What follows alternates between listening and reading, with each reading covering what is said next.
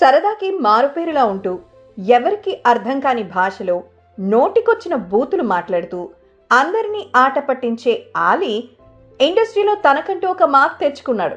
ఆలీ ఎన్ని చిలిపి చేష్టలు చేసినా ఎదుటివారి దృష్టిలో ఎప్పుడూ మంచివాడిలాగే నటిస్తాడు. అయితే వివాదాలకి దూరంగా ఉండే ఆలీ ఇప్పుడు ఏకంగా మీడియా మిత్రుల ఆగ్రహానికే గురయ్యాడు.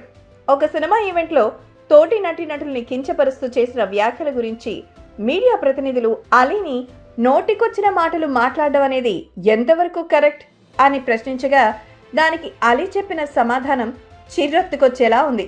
ఇంతకీ స్టేజ్ మీద మాట్లాడిన అసభ్యకర మాటలేంటి? అంత బండబూతులని ఆలీ తప్పు కాదని ఎందుకన్నాడు?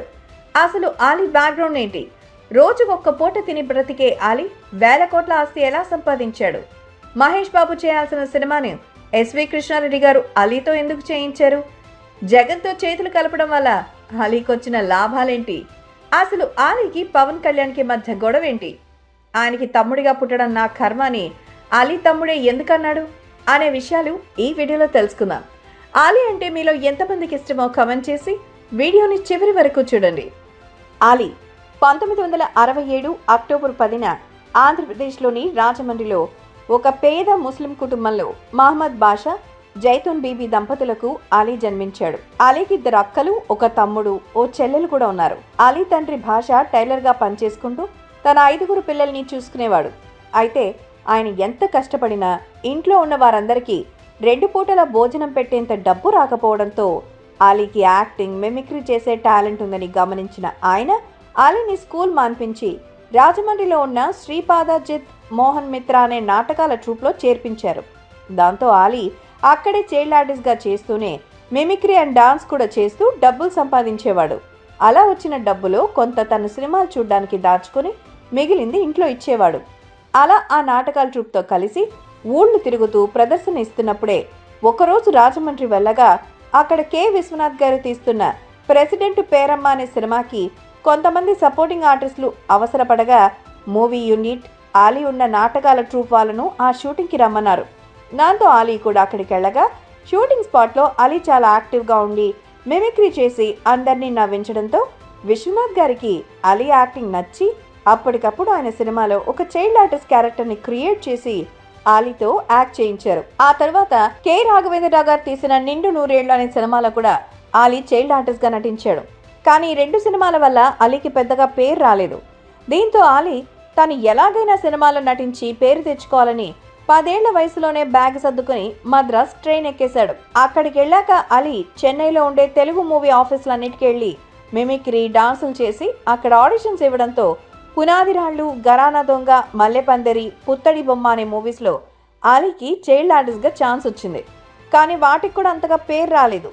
అలాగే వాటి వల్ల అలీకి సరైన సంపాదన లేక తిరిగి ఇంటికి వెళ్ళిపోదాం అనుకున్నాడు.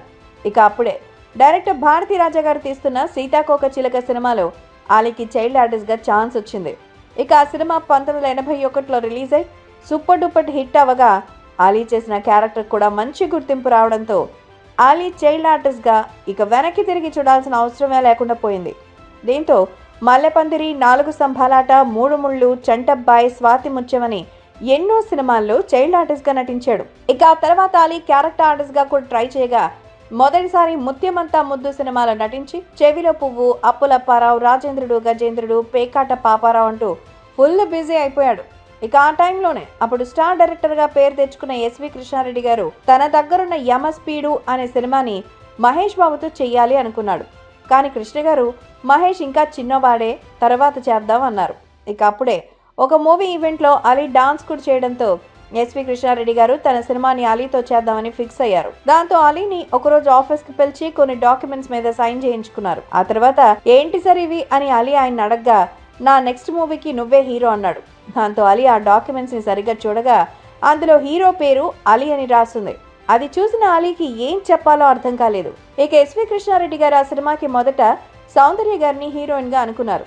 కానీ కొన్ని కారణాల వల్ల అది కుదరలేదు. దాంతో అలీకి జోడీగా ఆయన ఇంద్రజ గారిని సెలెక్ట్ చేసి షూటింగ్ స్టార్ట్ చేశారు. ఇక ఆ తర్వాత సినిమా పేరు యమ స్పీడ్ నుంచి యమలీలగా మార్చి సినిమా 1994లో రిలీజ్ అవ్వగా సినిమా సూపర్ డూపర్ హిట్ అయింది. దాంతో మహేష్ బాబుకి ఎంత డబ్బులు ఇవ్వాలనుకున్నాడో అంత డబ్బుని అలీకి ఇచ్చారు కృష్ణారెడ్డి గారు. ఇక అలీ ఆ సక్సెస్ తో వరుసగా ఘటోద్గజుడు, అక్కుం బక్కుం, పిట్టల దొర, మిస్టర్ మాయగాడు, హలో గురు, సర్కస్, సత్తిపండు అంటూ దాదాపు 52 సినిమాల్లో హీరోగా యాక్ట్ చేశాడు. ఇక ఆ తర్వాత సినిమాలో బాగా సెట్ అయిన అలీ మురళీమోహన్ గారితో ఉన్న స్నేహం కారణంగా 1994లో టీడీపీలో జాయిన్ అయి వారి తరపున ఎలక్షన్ ప్రచార కార్యక్రమాల్లో కూడా పాల్గొన్నారు. అలాగే మురళీమోహన్ గారితో కలిసి రియల్ ఎస్టేట్ వ్యాపారంలో కూడా ఇన్వెస్ట్ చేయడం మొదలుపెట్టాడు. ఇక అలీకి జుబేదా సుల్తాన్ అనే అమ్మాయితో పెళ్లి జరగక వీరికి 2 అమ్మాయిలు, 1 అబ్బాయి కూడా జన్మించాడు.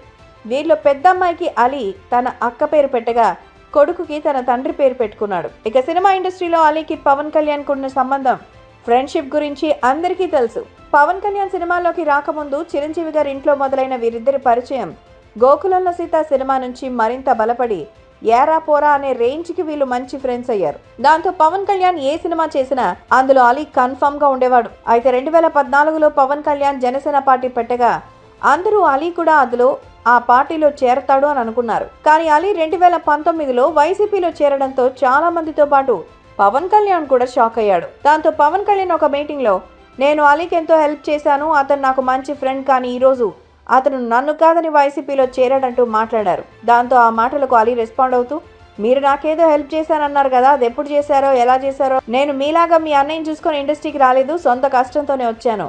నన్ను మంచి ఫ్రెండ్ అన్నారు కదా, నేను వైసీపీలో జాయిన్ అయినప్పుడు కనీసం నేను ఎందుకు అలా చేశానో మీరు నన్ను అడిగారా అంటూ బదులిచ్చారు. ఇక తన కూతురికి 2023లో పెళ్లి చేయగా ఆ పెళ్లికి పవన్ కళ్యాణ్ రాకపోవడంతో వీరిద్దరి ఫ్రెండ్షిప్ కి ఫుల్ స్టాప్ పడిందనే రూమర్ బయటకు వచ్చింది. కానీ ఆ తర్వాత ఒక ఫంక్షన్ లో వీరిద్దరు కలవగా ఇద్దరు సరదాగా మాట్లాడుకుని వచ్చిన రూమర్స్ కి ఫుల్ స్టాప్ పెట్టేశారు.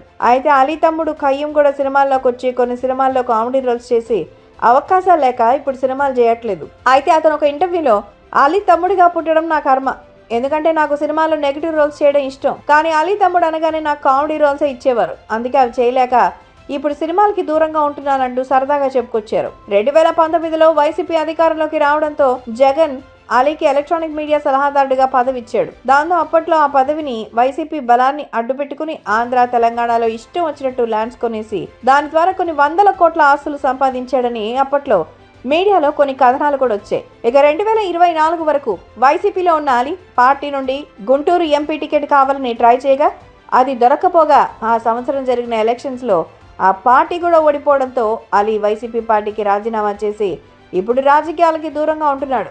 దాంతో అలీ వికారాబాద్ జిల్లాలో ఎగ్మామిడి గ్రామంలో అలీకి కొంత వ్యవసాయ భూమి ఉండగా అందులో ఆయన ఒక ఫామ్ హౌస్ ని కట్టుకుంటున్నాడు.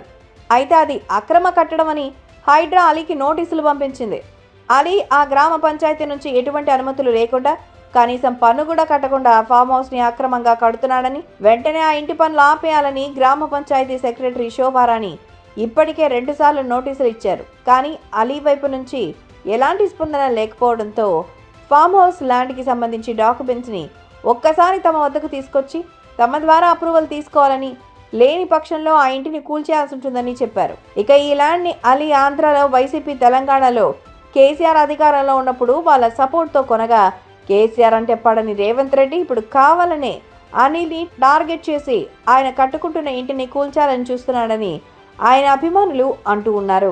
ఇక రీసెంట్ గా ఒకప్పటి ఫేమస్ డైరెక్టర్ ఎస్వి కృష్ణారెడ్డి గారి బర్త్డే సెలబ్రేషన్స్ గ్రాండ్ గా జరగగా అక్కడికి ఆయనతో పనిచేసిన హీరోలు, హీరోయిన్స్ అందరూ వచ్చారు.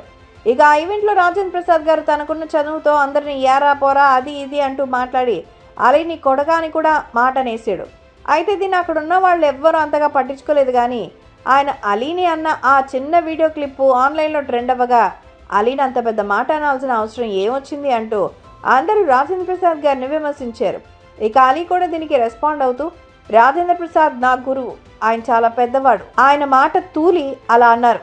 అయినా మా మధ్య ఏమైనా మాట్లాడుకునే చనువు, ప్రేమ ఉంది, మధ్యలో మీరు దాన్ని రాద్ధాంతం చేయకండి, ఆయన అసలే కూరుకుపోయిన బాధలో ఉన్నారు అనేసరికి మీడియా వాళ్ళు మీటింగ్ పెట్టుకుని ఈయన తిట్టాడని మనం సానుభూతి చూపిస్తే మన మీదే రివర్స్ అవుతున్నాడని చిర్రెత్తి అక్కడి నుంచి వెళ్ళిపోవడంతో ఈ వివాదానికి ఫుల్ స్టాప్ పడింది. ఇక చైల్డ్ ఆర్టిస్ట్ గా, కమెడియన్ గా, హీరోగా అలీ ఇప్పటి వరకు 1265 సినిమాల్లో నటించి ఎన్నో అవార్డ్స్ అందుకున్నారు. ఇంకా కాసులు కురిపించే షోల్లో అలీ 420, అలీతో సరదాగా, యమలీలా, ఆ తర్వాత అలీతో జాలీగా అనే ప్రోగ్రామ్స్ కి హోస్ట్ గా చేసి మరింత డబ్బుని, పేరుని తెచ్చుకున్నాడు. వీటితో పాటు రియల్ ఎస్టేట్ లో కూడా బాగానే సంపాదించిన అలీ ఇప్పుడు 1000 కోట్లకు పైగా ఆస్తిని సంపాదించారనే సమాచారం. సో ఇది ఫ్రెండ్స్, ఈ వీడియో మీద మీ అభిప్రాయం ఏంటో కామెంట్స్ లో తెలియచేయండి. అలాగే ఈ వీడియో కనుక మీకు నచ్చినట్లయితే ఒక లైక్ చేసి ఇలాంటి మరెన్నో వీడియోస్ కోసం మా ఛానల్ని సబ్స్క్రైబ్ చేసుకోండి.